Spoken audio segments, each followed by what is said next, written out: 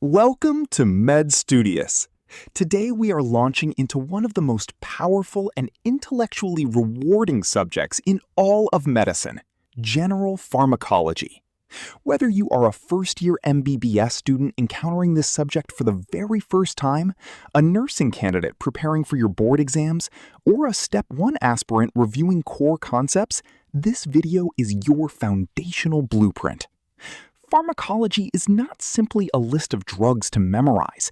It is a systematic science that explains how chemical substances interact with living systems at the molecular, cellular, organ, and whole body level.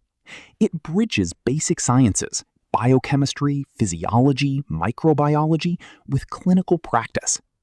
The drug displayed on this slide is propranolol, a beta-adrenergic receptor blocker, and it perfectly illustrates what pharmacology is about.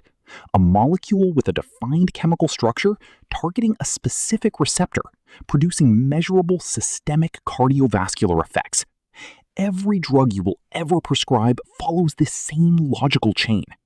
By the end of this lesson, you will have a clear mental map of pharmacological terminology, its major branches, and how they all fit together into one coherent medical ecosystem.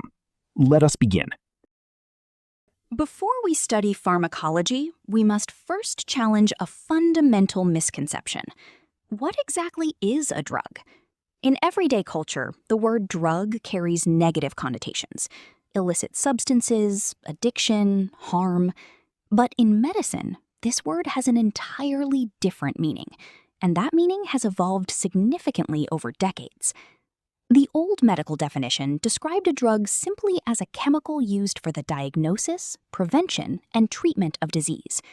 While this definition served medicine for generations, it was ultimately too narrow. The modern definition, now universally accepted in pharmacological science, states that a drug is any substance or product used to modify or explore physiological systems or pathological states for the benefit of the recipient. Notice what this modern definition includes that the old one did not: physiological enhancement, contraception, and diagnostic exploration. This means hormonal contraceptive pills are drugs. Vaccines are drugs. Radio contrast agents used in CT scans are drugs. Even some nutritional supplements qualify under this definition when used to modify physiology. The critical phrase here is for the benefit of the recipient. This is what distinguishes a therapeutic drug from a poison. The mechanism may be identical, the intent and dose separate medicine from toxicology. Now that we have defined what a drug is, let us define pharmacology itself. The word breaks cleanly into two Greek roots: pharmako, meaning drugs, and logy, meaning the study of. So pharmacology is literally the scientific study of drugs. But this simple definition contains extraordinary depth. The study of any drug requires answering four fundamental questions that form the core pillars of pharmacological knowledge. First, chemical structure. What is the physical and molecular form of this substance? Is it a small organic molecule, a peptide, a monoclonal antibody, a steroid? Structure determines function at the receptor level. Second, mechanism of action. How does this drug actually work inside the body? Does it activate a receptor, block an enzyme, disrupt a membrane, or alter gene expression? Third, clinical uses. When do we apply this drug? What conditions, what patient profiles, what stages of disease call for its use? And fourth, side effects. What collateral physiological impact does this drug produce beyond its intended therapeutic action? Every drug you study in your medical career, from paracetamol to vancomycin to metformin, must be understood through all four of these lenses simultaneously. Mastering this four-pillar framework is what separates a student who memorizes from a clinician who understands. At the heart of pharmacological science sit two foundational branches that every medical student must master with absolute clarity: pharmacodynamics and pharmacokinetics. These two disciplines answer two entirely different questions, and confusing them is one of the most common errors made in pharmacology examinations. Pharmacodynamics, built on the Greek root dynamic, meaning change, asks, what does the drug do to the body?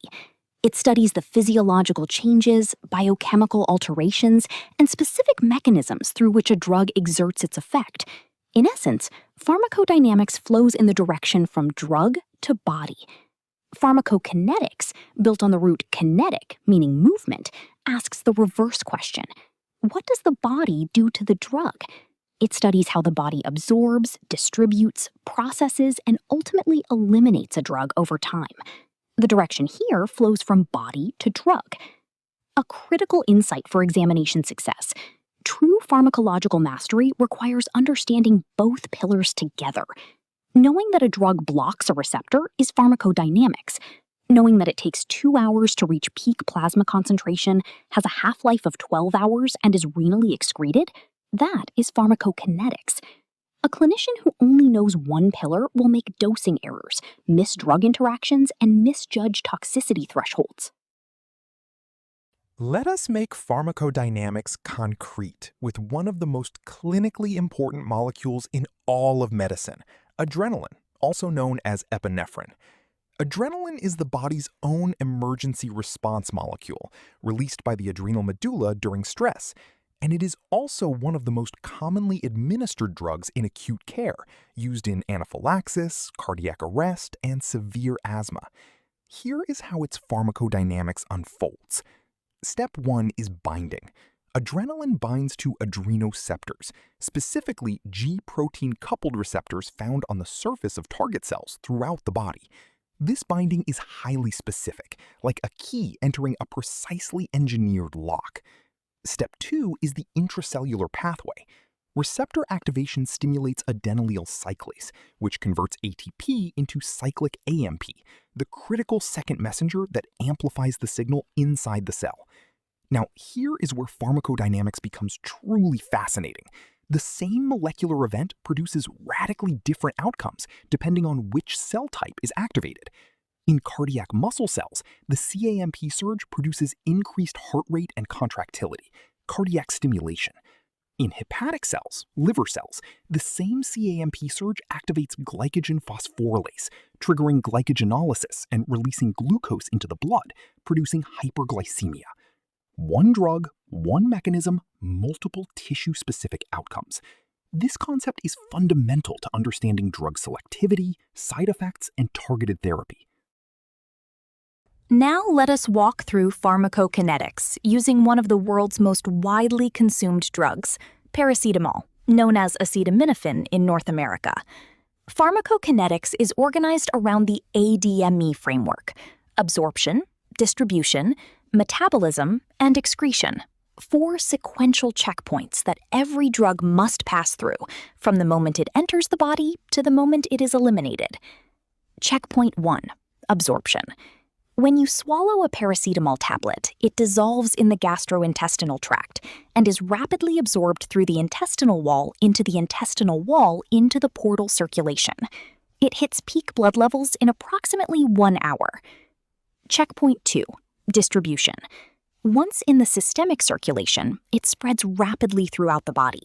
Approximately 25% binds to plasma proteins, primarily albumin, while the remainder circulates freely. Its volume of distribution is approximately 1 liter per kilogram, indicating broad tissue penetration. Checkpoint 3. Biotransformation, also called metabolism. The liver is the primary processing site.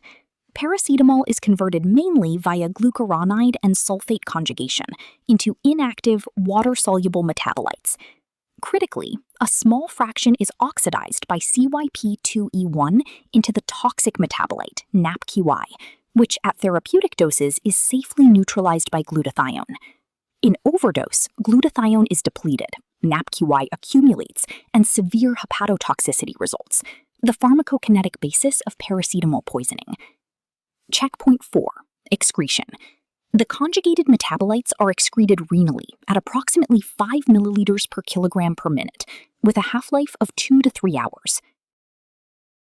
Understanding how a drug works is necessary, but it is not sufficient for clinical practice.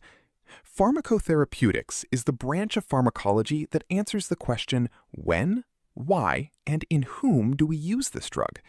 It sits precisely at the intersection of two knowledge domains, pharmacological knowledge and disease knowledge, and the overlap between these two circles is where the clinical prescription is born. The guiding principle of pharmacotherapeutics is this: knowing a drug's mechanism is useless without knowing when and why to use it against a specific pathology. Consider azithromycin, a macrolide antibiotic that inhibits bacterial protein synthesis by binding to the 50S ribosomal subunit. That is pharmacodynamics. But pharmacotherapeutics asks, is this the right drug for this patient's community-acquired pneumonia? What is the local resistance pattern? Does this patient have a QTc prolongation on their ECG that makes azithromycin dangerous? Are they on other QT prolonging drugs? The prescription shown here, tablet azithromycin 500 milligrams once daily for 5 days, represents the synthesis of pharmacological mechanism, disease-specific indication, evidence-based dosing, and individual patient risk assessment. Pharmacotherapeutics is the intellectual bridge between the laboratory and the bedside, and mastering it is what makes a safe and effective prescriber. Within pharmacodynamics, there is a critical conceptual distinction that students must understand clearly: the difference between standard pharmacodynamic agents and chemotherapeutic agents. These two categories operate through fundamentally different strategic principles. Standard pharmacodynamic agents work by interacting with the body's own existing physiological machinery. They modify, enhance, block, or mimic processes that are already occurring in the human body. A beta blocker, like propranolol, works by competing with endogenous adrenaline at beta-adrenergic receptors to reduce heart rate and blood pressure. A proton pump inhibitor, like omeprazole, works by irreversibly blocking the H+, K+ ATPase pump in gastric parietal cells to reduce acid secretion. In each case, the drug modifies the machine, the human body's own biochemical systems. Chemotherapeutic agents operate on an entirely different principle. They do not rely on modifying normal physiological processes. Instead, they directly inhibit or destroy external biological targets: bacteria, viruses, fungi, parasites, or internal rogue targets such as malignant cancer cells. Antibiotics, antivirals, antifungals, and anti-cancer drugs all fall under this chemotherapeutic umbrella. The slide elegantly captures this distinction. Standard agents adjust the gears of the existing machine, while chemotherapeutic agents fire a bullet at the invader. Both are forms of pharmacodynamics, but their strategies, targets, and design principles are fundamentally different. Clinical pharmacology is the branch that takes the laboratory science of pharmacology and rigorously tests it in human populations, transforming theoretical mechanisms into verified, evidence-based treatment protocols. It operates through a structured three-phase process. Phase 1 is population testing. The drug is administered first to healthy volunteers and then to actual patients under carefully controlled conditions. Researchers measure true efficacy. Does the drug actually produce the intended effect? Potency. At what dose does it do so? And safety. What adverse effects emerge? And at what frequency and severity? Phase 2 is data aggregation. The results from population testing must be statistically robust. Clinical trials involving thousands, and for major drugs, millions of data points are compiled, analyzed, and compared against existing treatment standards using rigorous statistical methodologies. Phase 3 produces the evidence-based medicine standard, the EBM prescription. Evidence-based medicine dictates an ironclad principle. Clinicians must not rely on theoretical mechanisms or anecdotal experience alone. Treatment protocols must be governed by hard, verified clinical trial data. This is why randomized controlled trials, RCTs, and systematic reviews sit at the pinnacle of the evidence hierarchy. Every drug approval by agencies like the FDA or EMA, every clinical guideline from the WHO or national medical councils is built on this three-phase clinical pharmacology process. We now arrive at a branch of pharmacology that is simultaneously the darkest and the most life-saving: toxicology. The conceptual foundation of toxicology flows directly from our earlier definition of a drug. If a drug is any chemical that produces a biological response in a living system, then toxicology is the study of that same mechanism when the biological response is damaging or lethal rather than therapeutic. This is not a separate science. It uses identical pharmacological principles: receptor binding, dose-response relationships, metabolic pathways, organ-specific toxicity, applied to harmful exposures. Toxicological exposures are classified into three major categories. Agricultural toxicology deals with pesticides, insecticides, herbicides, and fertilizers, the classic case being organophosphate poisoning in farm workers, which produces a life-threatening cholinergic crisis by irreversibly inhibiting acetylcholinesterase. Industrial toxicology covers occupational exposures to heavy metals like lead and mercury, chemical plant pollutants, solvents, and industrial gases like carbon monoxide. Household toxicology addresses cleaning agents, bleach, caustic substances, and environmental toxins present in everyday settings. In the academic medical curriculum, toxicology is formally studied under the Department of Forensic Medicine and Toxicology, abbreviated FMT. Understanding toxicology makes you a better physician, equipping you to recognize and reverse poisoning emergencies with the same pharmacological knowledge you use to prescribe medicines. Pharmacy is the practical discipline that bridges the gap between the physician's prescription and the patient's treatment. It is the final translation step, converting the doctor's clinical intent into a tangible, safely prepared, correctly dosed, patient-appropriate medication. Historically, pharmacy was a heavily compounding profession. Pharmacists were essentially skilled chemists who manually mixed raw chemical ingredients from scratch for every individual prescription, grinding powders, preparing tinctures, and formulating ointments in real time. This required deep knowledge of chemical compatibility, solubility, stability, and dosing precision. In the modern era, most medications arrive pre-formulated in standardized tablets, capsules, injections, and inhalers manufactured under pharmaceutical-grade conditions. The contemporary pharmacist's role has therefore shifted from compounding to precise dispensing, drug interaction management, therapeutic drug monitoring, and patient education regarding correct administration, storage, potential interactions, and adverse effects. The clinical workflow is a three-step chain. The doctor provides the prescription, the pharmacist interprets, verifies, and dispenses the medication, and the patient executes the treatment. Each link in this chain carries distinct responsibilities and legal obligations. Errors at any point, an illegible prescription, a dispensing mistake, or a patient who misunderstands dosing instructions, can result in therapeutic failure, adverse drug reactions, or serious patient harm. One of the most practically confusing aspects of clinical pharmacology for new medical students is the naming system for drugs, because every drug has not one, but three distinct names, each serving a different purpose and audience. The first is the chemical name, the precise, systematic description of the drug's molecular structure, according to IUPAC nomenclature. For propranolol, the chemical name is 1-isopropylamino-3-1-naphthyloxypropan-2-ol. This name is completely accurate, but entirely impractical for clinical communication. Nobody writes that on a prescription. The second is the generic name, also called the International Non-Proprietary Name, or INN. This is the universally accepted medical name, standardized by the World Health Organization, and recommended for scientific communication and unbiased prescribing. For our drug, the generic name is simply propranolol. Generic prescribing allows any manufacturer's equivalent product to be dispensed, reducing costs and avoiding commercial bias. The third is the brand name, the proprietary commercial name assigned by a specific pharmaceutical manufacturer for marketing purposes. Propranolol is sold as Ciplar in India and Betacap in other markets. A critical clinical note: when a doctor prescribes by brand name rather than generic name, they legally bind the pharmacist to dispense only that specific manufacturer's formulation, a decision with both clinical and health economic implications.